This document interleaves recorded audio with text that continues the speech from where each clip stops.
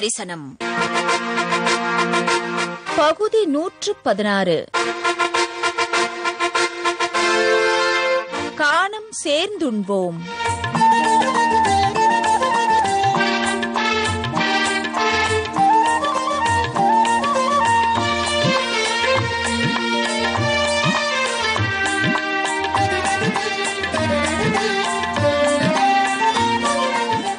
ஆழ்வார்கள் தரிசனம் என்கின்ற இந்த நிகழ்ச்சியில் நாம் தற்போது கார்த்திகை மாதம் திருக்கோவில்களிலே நடைபெறுகின்ற உற்சவங்களைக் கண்டு மகிழ்ந்து வருகிறோம். கார்த்திகை மாதம் பல பல உற்சவங்கள் நடைபெற்றாலும் தொண்டை நாட்டு திருத்தலங்களிலே அமைந்துள்ள வைணவ கோயில்களிலே நடைபெறுகின்ற வனபோஜன உற்சவம் மிகவும் சிறப்பு வாய்ந்ததாகும்.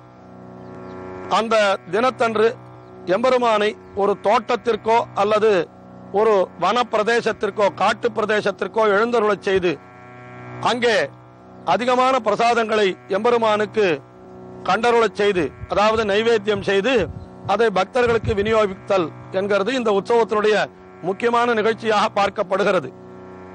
இந்த வனபோஜனம் என்று சொல்லப்படுவதனுடைய சிறப்பு என்ன என்றால், பண்டை காலத்திலே இருந்த மக்கள் அவர்கள் வருடத்திலே ஏதாவது ஒரு முக்கியமான நாளை குறிப்பிட்டுக் கொண்டு அந்த நாளிலே காடுகளுக்கு சென்று அல்லது தோட்டங்களுக்கு சென்று அங்கே ஊரனைத்தும் கூடி ஒரே இடத்திலே திரண்டு அவரவர்கள் தங்கள் இல்லங்களில் இருந்து கொண்டு வந்திருந்த பிரசாதங்களை எல்லாம் ஒருவருக்கொருவர் பரிமாறி உண்ணுதல் என்கின்ற ஒரு காரியத்தை அந்த காலத்திலே செய்து கொண்டிருந்தார்களாம். அப்படிப்பட்ட ஒரு பெரிய விஷயம் அவதரித்த காலத்திலேயும் நடந்தது. கிட்டத்தட்ட அதையும் நாம் வனபோஜன சொல்லலாம். இப்போ ஊர் கூடி ஓரிடத்திலே வனத்திலே சென்று அன்னம் புஜிப்பது என்கின்ற ஒரு விஷயமானது புராண காலங்களிலேயே இருந்திருக்கிறது என்பதை நாம் பார்க்கிறோம்.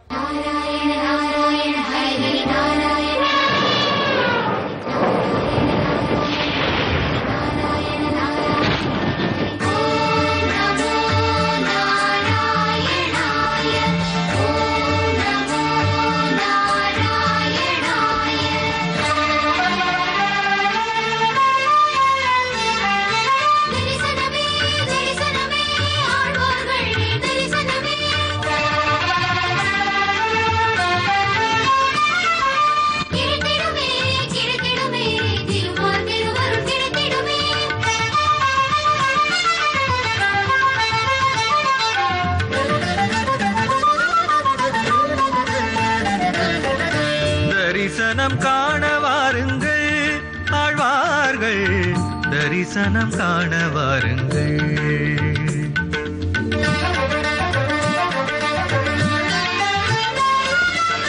தரிசனம் காண வாருங்கள் ஆழ்வார்கள், தரிசனம் காண வாருங்கள். பன்னிசை முழங்கியே பரமனை அடைந்திட்ட பாங்கினை காண வாருங்கள். பக்தி பன்னிசை முழங்கியே பரமனை அடைந்திட்ட பாங்கினை காண வாருங்கள்.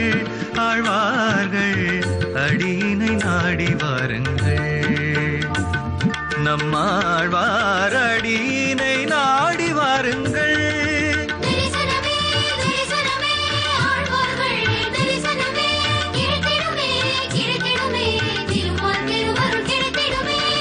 தரிசனம் காண வாருங்கள் ஆழ்வார்கள், தரிசனம் காண வாருங்கள்.